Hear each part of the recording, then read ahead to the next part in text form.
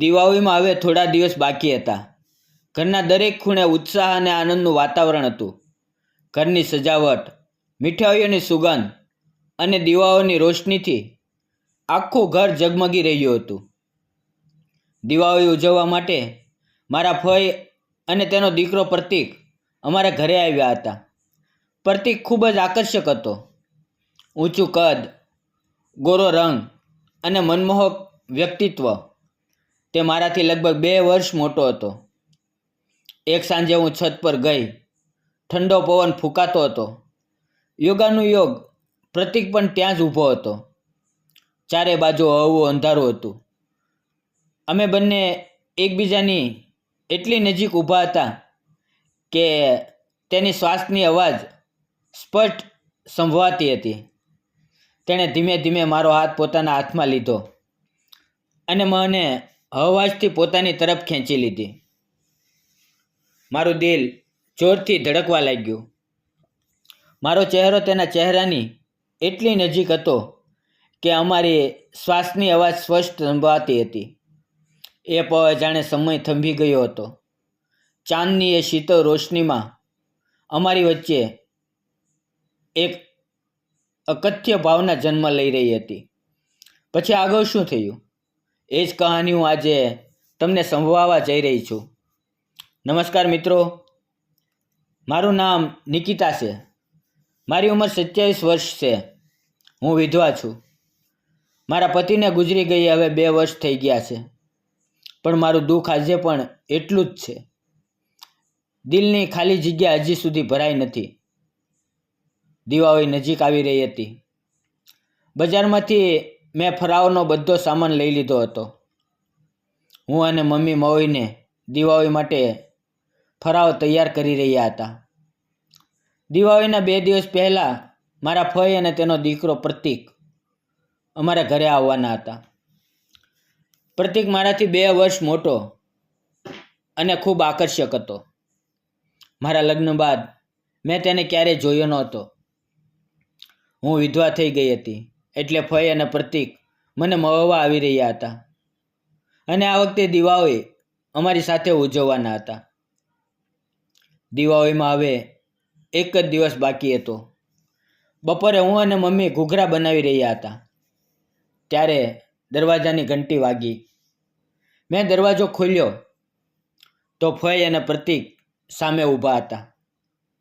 તેમના હાથમાં થેલીઓ હતી. મેં બંનેને જોયા પણ મારી નજર થોડી વાર માટે પ્રતીક પર જ અટકી ગઈ. તે પહેલાં કરતાં પણ વધુ આકર્ષક લાગી રહ્યો હતો. તેનો ગોરો રંગ, હળવી દાઢી અને સાદા પણ આકર્ષક કપડાં. મારા દિલમાં એક અજાણી હલચલ થઈ.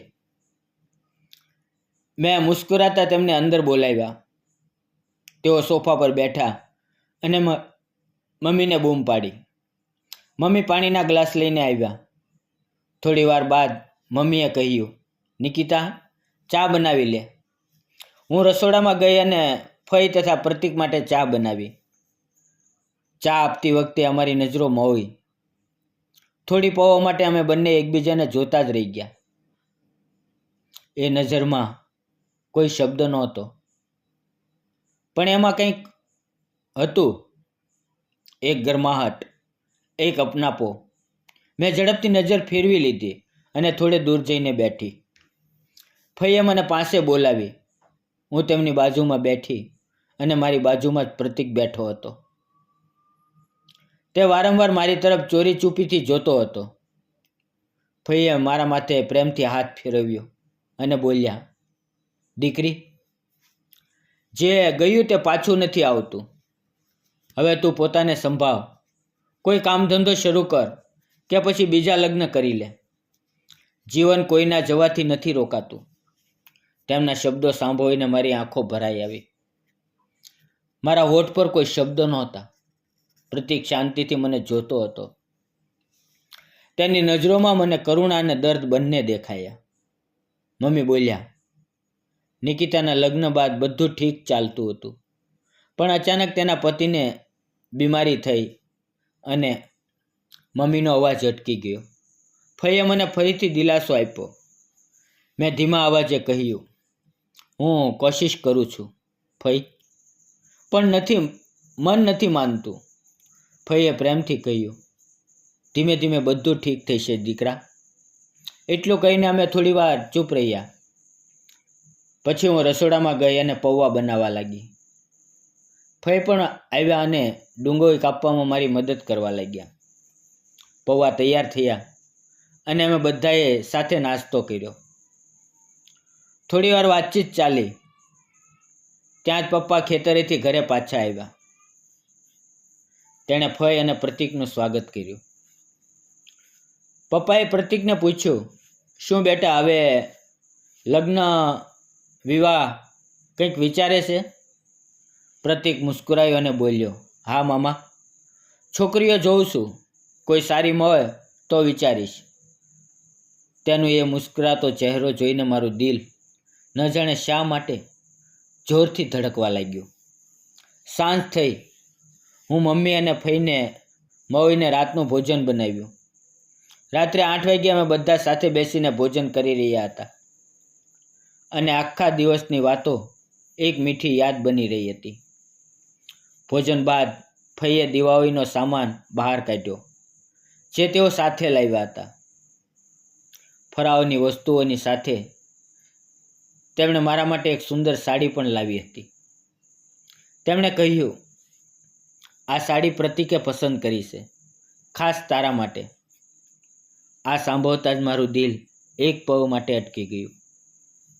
મેં ધીમે ધીમે પ્રતીક તરફ જોયું. તેણે મુસ્કુરાતા મારી તરફ જોયું અને બિન બોલ્યે જાણે બધું કહી દીધું. હું પણ મુસ્કરાઈને ઊભી થઈ. મેં સાડી હાથમાં લીધી, શરીર પર મૂકીને જોઈ. લાલ રંગની સાડી સોનેરી કિનારી સાથે મારા ગોરા રંગ પર એટલી ખીલી રહી હતી કે મમ્મી અને ફઈ બંને એક પળ માટે ચૂપ રહી ગયા. મારો ગોળ ચહેરો, લાંબા કાળા વાળ અને એ લાલ સાડી. અરીસામાં પોતાને જોઈને મારા હોઠ પર એક અજાણી સ્મિત આવી ગઈ. મેં સાડી અલમારીમાં મૂકી દીધી અને થોડી વાર બાદ છત પર ચાલી ગઈ. છત પર જવું એ મારી રોજની ટેવ હતી. શાંત રાતનું આકાશ, ચમકતા તારા અને ઠંડો પવન, આ બધામાં મને મારા પતિની યાદ આવી જતી. પણ આજે એ છત પર હું એકલી નહોતી. મારી પહેલાં જ પ્રતીક ત્યાં ઊભો હતો. તે પણ આકાશ તરફ જોતો હતો. હું ધીમે ધીમે તેની પાસે ગઈ, પણ કંઈ બોલી શકી નહીં. થોડી પળો સુધી અમારી વચ્ચે ખામોશી રહી. પછી તે મારી તરફ ફર્યો અને ધીમા અવાજે બોલ્યો, નિકિતા, તું કેવી છે? લગ્ન પહેલાં તું કેટલી હસમુખ અને ખુશ મિજાજ હતી. હજી પણ ખૂબ સુંદર લાગે છે, પણ ચહેરા પર એ દુઃખ સ્પષ્ટ દેખાય છે. દિલમાં આટલું બધું દબાવીને ન રાખ. તેના આ શબ્દો મારા દિલમાં ગાઢ ઉતરી ગયા. હું કંઈ બોલી શકી નહીં. તે આગળ બોલ્યો, હું તારો મિત્ર છું. નિકિતા, તને જે પણ લાગે મને કહી દે. મન હળવું કરી લે. જોજે તને સારું લાગશે. તેના અવાજમાં એક સુકૂન હતું જે મને ઘણા દિવસો બાદ અનુભવાયું. એ પળે મને લાગ્યું જાણે ઘણા દિવસો બાદ હું કોઈની સામે મારું દિલ ખોલીને વાત કરી શકું છું. મારી આંખોમાં આંસુ આવી ગયા અને અજાણતા મેં મારું માથું તેની છાતી પર મૂકી દીધું. તે મારા માથા પર ધીમે ધીમે હાથ ફેરવતો હતો, જાણે મારા દુઃખ પર મલમ લગાવતો હોય. હું રડતા રડતા બોલી, 2 વર્ષથી હું ખૂબ એકલી છું. કોઈએ મને સમજી નથી. મારું અને મારા પતિનું જીવન ખૂબ સારું ચાલતું હતું, પણ તેની બીમારીએ બધું બદલી નાખ્યું. પણ તેણે મને એકલી છોડી દીધી અને હું અંદરથી સંપૂર્ણ રીતે તૂટી ગઈ. પ્રતીક શાંતિથી બધું સાંભળતો રહ્યો. તેણે મારો હાથ પોતાના હાથમાં લીધો અને ધીમે ધીમે બોલ્યો, નિકિતા, હવે આ દુઃખમાંથી બહાર નીકળ. હું તારી સાથે છું. તને ક્યારેય એકલું લાગવા નહીં દઉં. તેના આ શબ્દોથી મારું મન હળવું થઈ ગયું. એ રાતની ચાંદની ઉદાસ નહોતી લાગતી. એમાં એક અલગ જ શાંત સુંદરતા હતી. એ સમયે પહેલી વાર મને લાગ્યું કે કોઈ ખરેખર મારી સાથે છે. લગભગ 15-20 મિનિટ બાદ અમે બંને નીચે આવ્યા અને પોતપોતાના રૂમમાં ચાલ્યા ગયા. એ રાત્રે મને ઘણા દિવસો બાદ શાંતિથી ઊંઘ આવી. સવાર થઈ.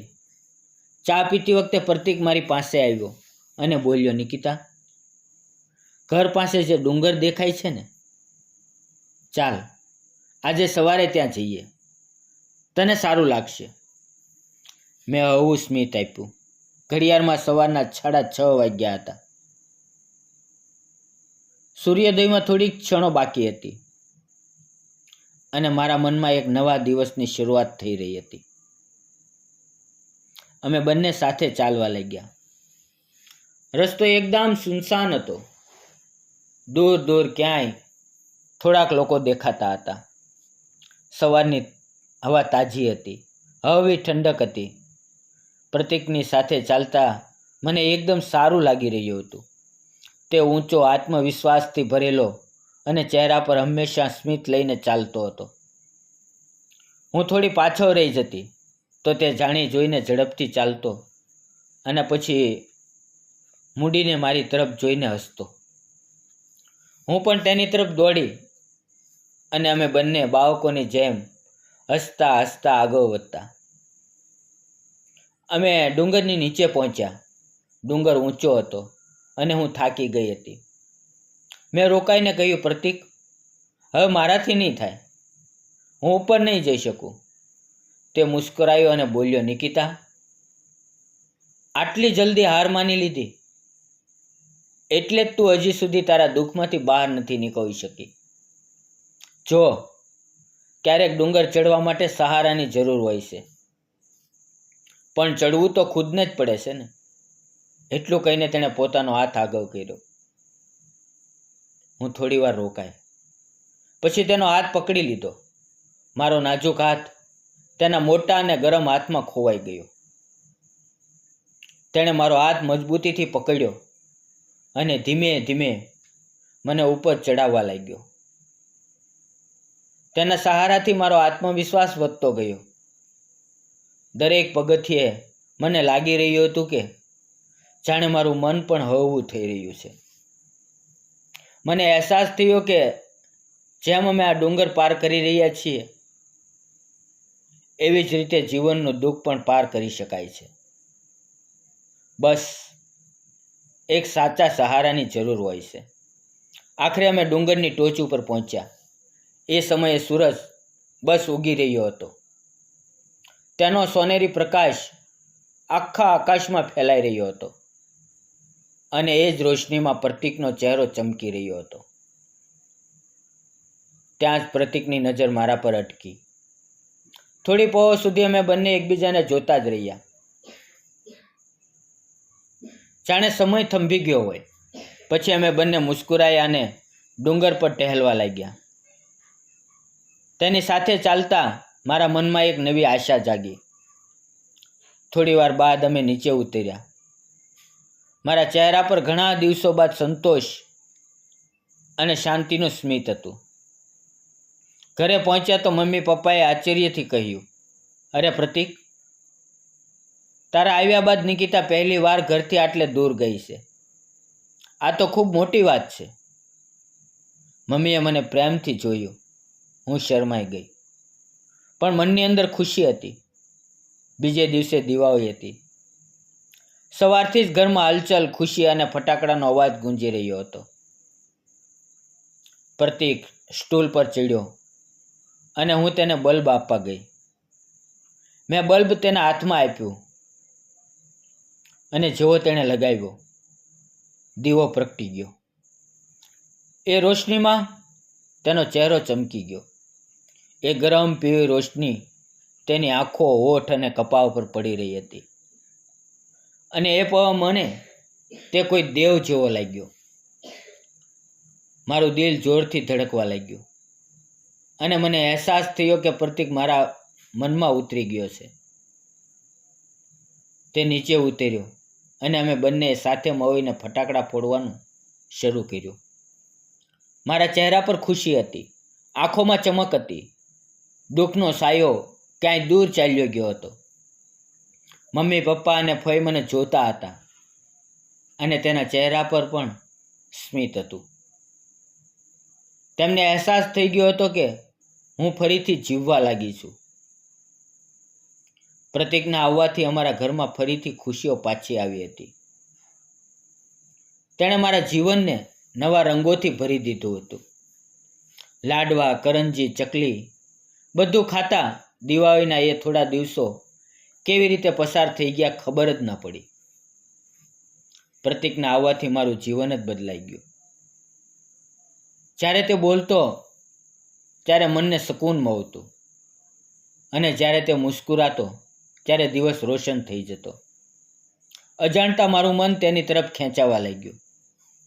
હું પ્રતીકને પ્રેમ કરવા લાગી હતી, પણ મારા દિલની ગાઢમાં એક અવાજ વારંવાર કહેતો હતો, નિકિતા, નિકિતા, તું વિધવા છે. પ્રતીક હજી અપરિણિત છે. તેને તારા કરતાં ક્યાંય વધુ સુંદર અને નવું જીવન ધરાવતી છોકરી મળી જશે. એટલે હું પોતાને રોકવાનો પ્રયાસ કરતી હતી. પણ શું પ્રેમને રોકી શકાય? 4 દિવસ બાદ દિવાળી પૂરી થઈ ગઈ. એ દિવસે ભાઈબીજનો તહેવાર હતો. ફઈએ પપ્પાને તિલક કર્યું અને પપ્પાએ તેમને સાડી ભેટ આપી.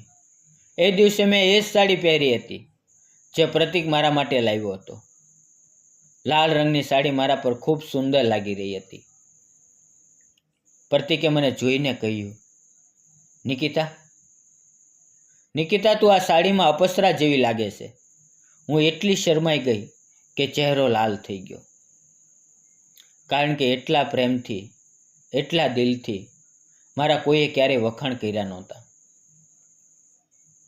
સાંજ હોઈ ગઈ. રાત્રે જ્યારે બધા ભોજન કરીને પોતપોતાના રૂમમાં જવા લાગ્યા ત્યારે પ્રતીક મારી પાસે આવ્યો અને બોલ્યો, નિકિતા, મારે તને કંઈક કહેવું છે. છત પર આવ.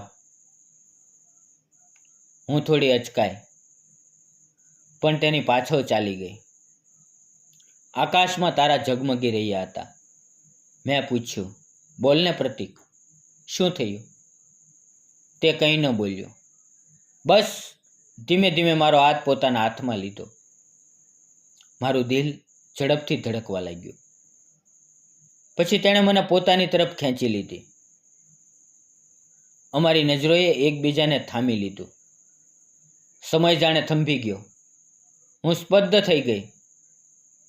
પણ એ પવે મારા દિલમાં પણ ભાવનાઓ ઉમટી પડી.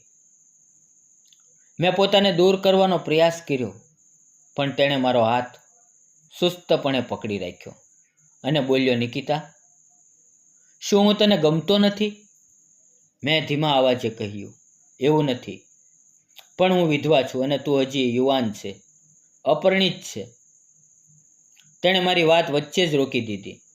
પ્રતીકે મારો હાથ પકડીને કહ્યું, નિકિતા, નિકિતા, મને તારી સાથે સાચો પ્રેમ છે. શું તું મારી સાથે લગ્ન કરીશ? મારી આંખોમાં આંસુ આવી ગયા. અંધારામાં પણ તેણે મારા આંસુ જોયા અને પોતાની આંગળીઓથી ધીમે ધીમે લૂછી દીધા. હું કાંઈ ન બોલી, બસ તેને સુસ્તપણે ભેટી લીધો. મારું એ આલિંગન જ મારો જવાબ હતો. બીજે દિવસે પ્રતીક અને તેની માતા એટલે કે ફઈએ પાછું જવાનું હતું. પ્રતીકે પોતાની માતા સાથે વાત કરી અને ફઈએ મારા પપ્પા સાથે ચર્ચા કરી. મમ્મી પપ્પા પણ ખુશીથી ઝૂમી ઉઠ્યા. તેમણે અમને આશીર્વાદ આપ્યા. ઘરમાં ફરીથી સ્મિત, પ્રેમ અને આશાની રોશની ફેલાઈ ગઈ. થોડા જ દિવસોમાં લગ્નની તારીખ નક્કી થઈ અને અમારા લગ્ન ધૂમધામથી થયા. હવે હું અને પ્રતીક અમારા નાનકડા સંસારમાં ખૂબ ખુશ છીએ. હું ફઈની ખૂબ સેવા કરું છું અને પ્રતીક મને બેહદ પ્રેમ કરે છે અને આજે હું માતા બનવા જઈ રહી છું. મિત્રો, તમને શું લાગે છે? મેં અને પ્રતીકે લગ્ન કરીને યોગ્ય કર્યું કે ખોટું? કોમેન્ટમાં તમારો મત જરૂર લખજો. જીવનમાં દુઃખ આવે છે, હાદસા થાય છે, પણ જીવન ક્યારેય રોકાતું નથી. ક્યારેક ભગવાન કોઈને આપણા જીવનમાં મોકલે છે, જે આપણા અંધારામાં રોશની લઈને આવે છે. જો દિલથી કોઈની સાથે પ્રેમ કરો તો સમાજ શું કહેશે એની ચિંતા ન કરો. સાચો પ્રેમ ફક્ત મેળવવા માટે નથી હોતો, એને નિભાવવા માટે હોય છે. જો તમને અમારી આ વાર્તા, આ પ્રેમ કહાની ગમી હોય તો લાઈક કરો, શેર કરો અને ચેનલને સબસ્ક્રાઈબ કરવાનું ન ભૂલો. મિત્રો, ફરી મળશું આવતીકાલે એક નવી વાર્તાની અંદર. ત્યાં સુધી આવજો. મિત્રો, વિડીયોમાં આવેલા નામ, પાત્ર અને ઘટના ફક્ત કાલ્પનિક હતા. તેનો કોઈ પણ જાતિ, ધર્મ, વ્યક્તિ કે સમાજ સાથે સંબંધ નથી. આ વાર્તા મનોરંજન અને શૈક્ષણિક હેતુથી બનાવવામાં આવી હતી. તેને અન્યથા ન જોશો. ફરી મળીએ આવતીકાલે મિત્રો. ત્યાં સુધી તમે તમારું ધ્યાન રાખો. ધન્યવાદ મિત્રો.